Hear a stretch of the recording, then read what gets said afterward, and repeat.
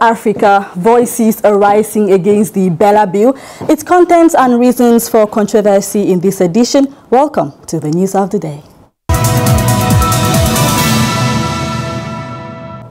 South African President Cyril Ramaphosa signed the Basic Education Law Amendment, widely known as the Bella Bill, on September 13, 2024. The law highlights a certain number of reforms, including government approval of admission policies and language of instruction in schools. Get details with Brindano.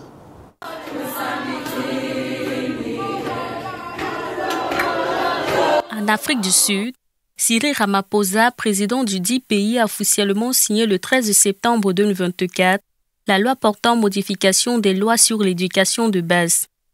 Cette loi met en évidence un certain nombre de réformes au rang desquelles la réglementation de l'enseignement à domicile, l'emprisonnement des parents qui n'assurent pas la scolarisation de leurs enfants, l'abolition des châtiments corporels à l'école qui sera accompagnée d'amendes, l'obligation d'inscrire les enfants dès le préscolaire, soit 1 an avant. L'on note également l'approbation du gouvernement sur la politique d'admission, obligeant le conseil d'administration des écoles à leur soumettre leur politique linguistique.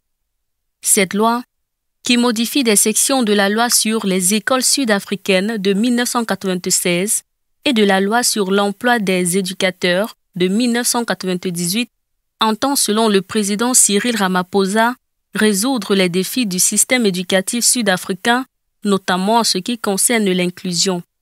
Cependant, ayant reçu des indignations de l'Alliance démocratique et d'autres partis politiques face à certaines réformes de la loi, le chef de l'État a décidé de retarder de 3 mois la mise en œuvre de ces clauses afin de poursuivre les consultations. The Basic Education Law Amendment Bill has ignited widespread debate in South Africa, with key clauses on school admissions and language policies at the center of controversy. Details right ahead. The newly signed Basic Education Laws Amendment Bill has sparked heated debate in South Africa. At the heart of the controversy are Articles 4 and 5, which affect schools' admission and language policies, respectively. Article 4 grants provincial education departments the final say on school admissions. While school governing bodies retain some control, their decisions now require approval from the head of department. This shift has raised concerns that local schools may lose their ability to manage admissions in a way that reflects the needs of their specific communities, diminishing their autonomy.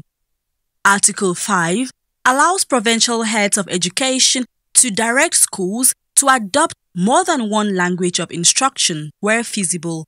Opposition parties, including the Democratic Alliance and Freedom Front Plus, argue that it undermines linguistic diversity and could infringe on constitutional rights. Centralizes power to the states to the point where it undermines parental rights. These are very critical, values-based issues that are close to the hearts of South Africans.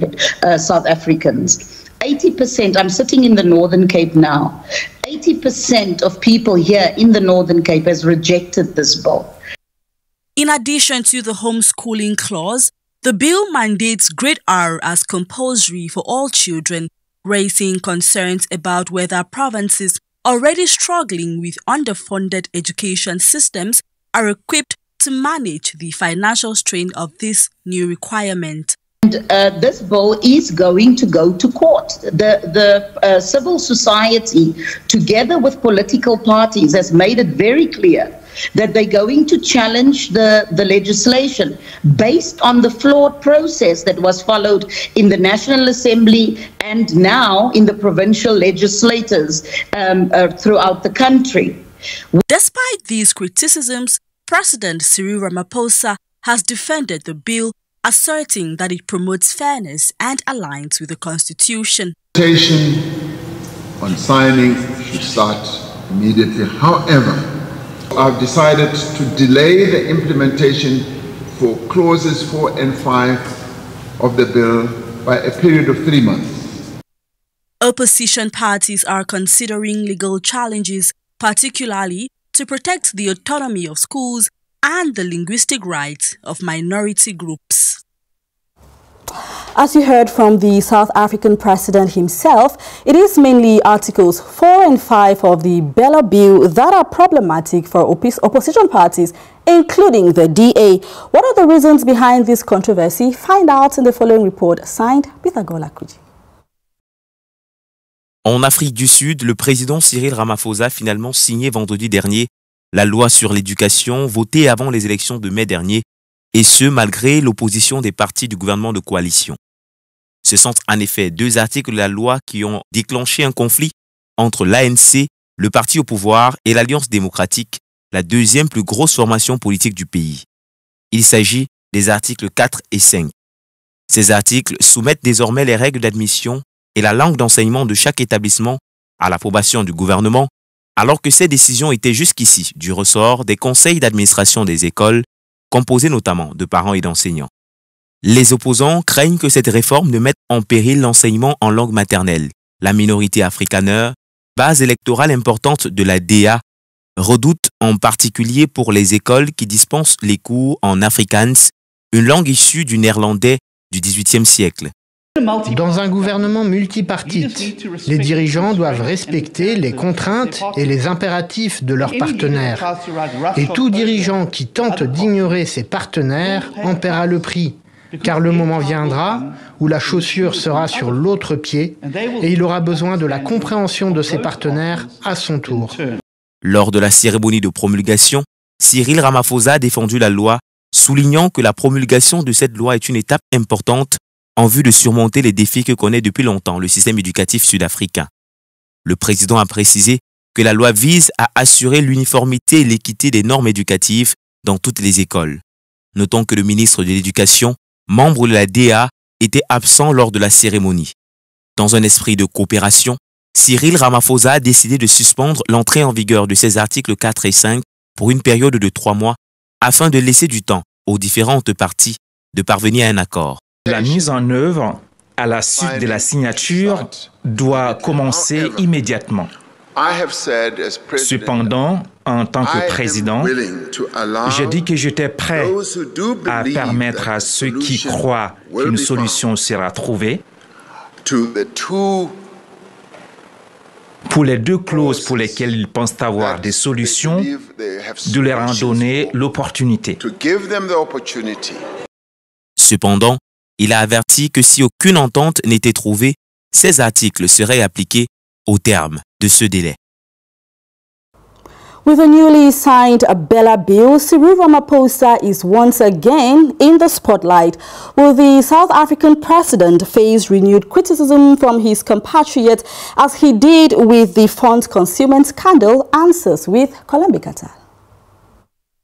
Élu président de la République d'Afrique du Sud en 2018, Cyril Ramaphosa était perçu comme la solution au problème de corruption qu'avait laissé son prédécesseur Jacob Zuma. Il a d'ailleurs fait lors de sa campagne de la lutte contre la corruption son cheval de bataille. Très actif autrefois dans la lutte contre la domination de la minorité blanche, sa proximité avec l'emblématique Nelson Mandela lui a valu sans doute l'approbation de plusieurs Sud-Africains. Mais après son élection, beaucoup d'eau a coulé sous les ponts. Le président sud-africain était au centre d'un scandale où il était accusé de tenter de dissimuler le vol d'un demi-million de dollars au fond d'un canapé dans sa ferme. Il aura même échappé de justesse à une destitution qui exigeait une partie importante des citoyens de l'Afrique du Sud. Nous exigeons que Cyril Ramaphosa soit tenu responsable, qu'il réponde aux accusations graves contre lui et que le processus de destitution à son encontre démarre et qu'une commission de destitution soit désignée. Et puisqu'il est fait d'ombre mais aussi de lumière, certains pensent qu'il mérite, quoi qu'il en soit, la confiance de ses compatriotes. Il n'y a pas de preuves. Il faut lui donner une chance de continuer à être président et d'obtenir un second mandat pour maintenir la stabilité dans ce pays. Il est donc établi aujourd'hui que l'homme providentiel de 2018 ne fait plus l'unanimité. La balance semble peser du côté de ceux qui ne l'approuvent pas. La loi contestée sur l'éducation, qui aujourd'hui suscite des passions, ne servira certainement pas à redorer son blason.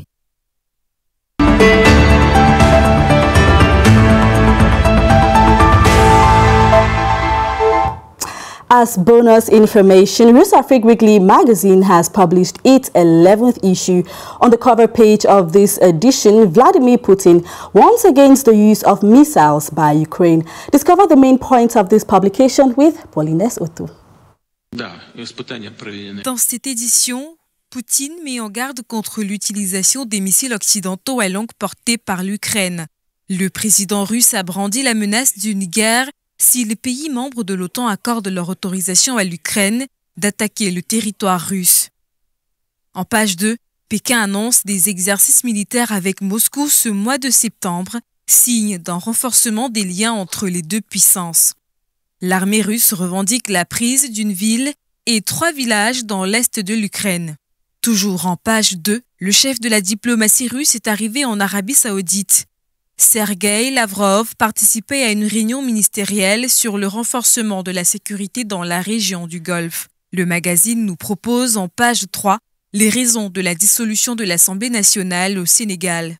En Allemagne, des contrôles pour faire reculer l'immigration irrégulière s'intensifient. De nouveaux contrôles temporaires ont été mis en place depuis le 16 septembre dernier. Sur le sujet de l'immigration clandestine, les autorités des Émirats arabes unis expulsent 400 Nigériens selon la télévision nigériane. Au Mali, le gouvernement suspend la chaîne TV5 Monde pour une durée de 3 mois. Selon le magazine russe Afrique numéro 11, la haute autorité de la communication a critiqué TV5 Monde d'avoir rendu compte de la mort de 15 civils à Tizawaten. Abdelmajid Tebboune réélu pour un second mandat, l'Algérie face aux défis de la géopolitique régionale tourmentée. Retour en Russie avec une nouvelle démonstration de force de l'armée. Ce sont 90 000 hommes, 400 navires et sous-marins, 120 avions et hélicoptères pour l'exercice Ocean, peut-on lire dans la parution du 9 au 15 septembre de ce magazine. Du côté des USA avec la présidentielle américaine, les sujets qui ont été évoqués par les candidats à la Maison-Blanche, immigration, économie, conflits internationaux, ce qu'il faut retenir du premier débat télévisé, c'est dans cette édition. En page 9, l'inflation américaine ralentit à 2,5% et alimente les espoirs d'une reprise économique mondiale. Pour finir, restons en page 9, nouvelle fonctionnalité pour le rouble numérique vers une adoption nationale en 2025. En outre, la Russie révoque l'accréditation de 6 employés de l'ambassade britannique pour activités subversives. En page de réclame, le Centre linguistique russe au Cameroun vous propose, comme à l'accoutumée, sa panoplie de services. With our report by Paulines Otu, we close the curtains on today's edition of the News of the Day. Thank you for watching and continue staying loyal to Global LTV.